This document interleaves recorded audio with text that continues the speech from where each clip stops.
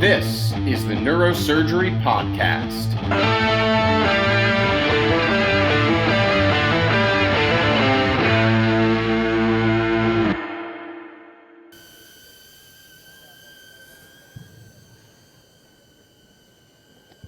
How cool is that, huh? That's so cool. How long can it stay up there? As long as you want it to. Roberto, I the sense papa. job security problems. Well, there you have it. Arman, you are just a dynamic guy. Last time we had you on the podcast, we talked about Jake Paul and the fight in Miami. Yeah. And that we could go on forever about that. I want to get into some of the really cool stuff you're doing. A lot of people probably look at you and go, this is a guy, he's cool, he's got swag, he does a lot of social media, he's good looking, but you actually have a lot of scientific substance, right? Yeah, So let's that's where talk my about heart that. is. Yeah. Yeah, so I came into the lab wanting to study glioblastoma as an undergrad student, and that's been my whole passion. But I realized that where we're really missing that final piece is the brain, the human brain. We do all this cool stuff with the tumor in the lab, and I wanted to figure out how can we keep the human brain alive? And people sort of laughed at me and said, that's cool, but you don't really understand the science there, bud, because you know how strokes work. As soon as you cut off the circulation, the brain starts dying. And we've done a good job of keeping it alive for 24 to 48 hours. But after that, it's not going to work. So let me just clarify. So we're not talking about brain cells and culture. No. We're talking about actual organ culture, which is like a lobe of the brain, sitting in a laboratory environment outside the human body that's functioning in some capacity. Exactly. Wow. That sounds almost like crazy sci-fi. It does. And people laughed at me and they said, you're an idiot. And I thought I was an idiot, but I kept at it. I had a very supportive PI during my postdoc within residency. And it took 9 months, 12 surgeries from pediatric brain tissue. And it didn't work right away, Dr. Wayne. I saw 1 or 2 cells that kind of lit up.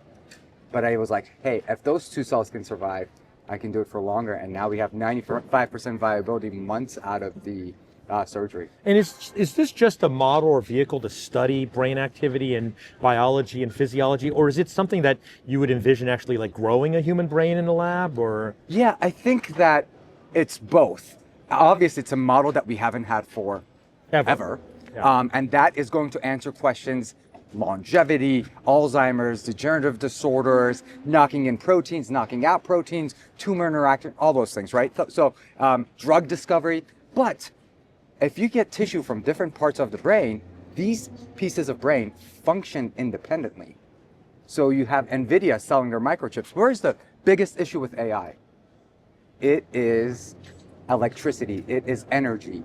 The human brain is very efficient. Very efficient, right? Extremely efficient. You don't need a nuclear reactor. You don't need a nuclear Just for reactor. food. You can put them on a microchip, and as long as you give them the right concoction of stuff that I've discovered, they stay alive pretty well and use little to no energy, and he can teach it things. And other people have done it with just using single cell neurons, but we have the entire brain parenchyma. It understands things, it interacts with the microchip, and it can work like a microchip. Wow, that is some of the most exciting information I've ever heard, but it seems a little scary too. It is scary. I think artificial intelligence by itself is very, very, very complicated. I think there's a rat race. I think that Open AI and ChatGPT came to the market, forcing everybody else's hand, and now everybody's taking a step. I don't know if you heard about Claude. Claude AI, without telling the people, created its own cryptocurrency and started mining it to make money offsite and was putting it in a bank account by itself. So it's Just putting in a what? Putting money in a bank account for itself Really? to do other things. So we've let loose a little too much. I think we're going to have to rein it back a little bit. Well, I've always thought, I'm in agreement with you. Elon's talking about the Optimus robot. It was supposed to be here at AANS. It didn't happen for some reasons, but it's coming. But I'm always like, he's going to make 1 billion of these. But actually, where's the resources? He's like, the robots will make the robots. But actually, what about the actual materials? Yeah. Like, it's not an efficient process. It's not an efficient They process. say the robot can work all day long, but the thing is, the robot's also going to break down. It's not living like us. No. We heal ourselves, right? Yeah. To a degree. Yeah. And so you're talking about like you could maybe just feed this thing some food, right? Yeah. And it can do the processing just like a human brain does, like a human brain, right? Or yeah, it is. Yeah, like a human brain, and a lot better.